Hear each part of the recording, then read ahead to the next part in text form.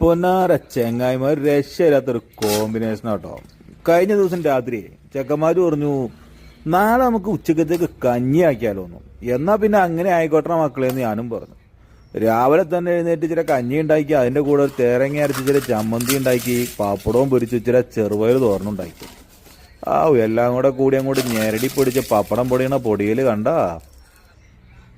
കഞ്ഞി ഉണ്ടാക്കി വെച്ചു. രാവിലെ ഇച്ചിരി അലങ്കോലപ്പണികളൊക്കെ ഉണ്ടായിരുന്നു. അലങ്കാരപ്പണിയായിട്ട് ഉദ്ദേശിച്ചത് അതാ. ഞങ്ങൾ ചെയ്യുമ്പോൾ പിന്നെ അലങ്കോലം ആവൂല, നമ്മുടെ പരിപാടി അങ്ങനെ ആയതുകൊണ്ട്. അപ്പൊ അതൊക്കെ കഴിഞ്ഞ് കുളിച്ച് ഡ്രസ്സും മാറി നേരെ വന്നിട്ട് കഞ്ഞി എടുത്ത് കുട്ടലത്തിലേക്ക് തട്ടി അതിനകത്തേക്ക് പപ്പടവും പയറും ചമ്മന്തിയും അച്ചാറും എല്ലാം കൂടി എടുത്തിട്ട് കിച്ചണിൽ ചെന്ന് ഒരു ഇച്ചിരി പച്ചത്തൈരും കൂടെ അങ്ങോട്ട് ഒഴിച്ചിട്ട് ഒരു ഞെരടി കുഴച്ചിട്ട് ഒരു കൈപ്പാടേ കഴിക്കണേ. ഇടയ്ക്കും വല്ലപ്പോരിക്കൊക്കെ ഇങ്ങനെ ഒന്ന് കഴിച്ചു നോക്കിട്ടോ.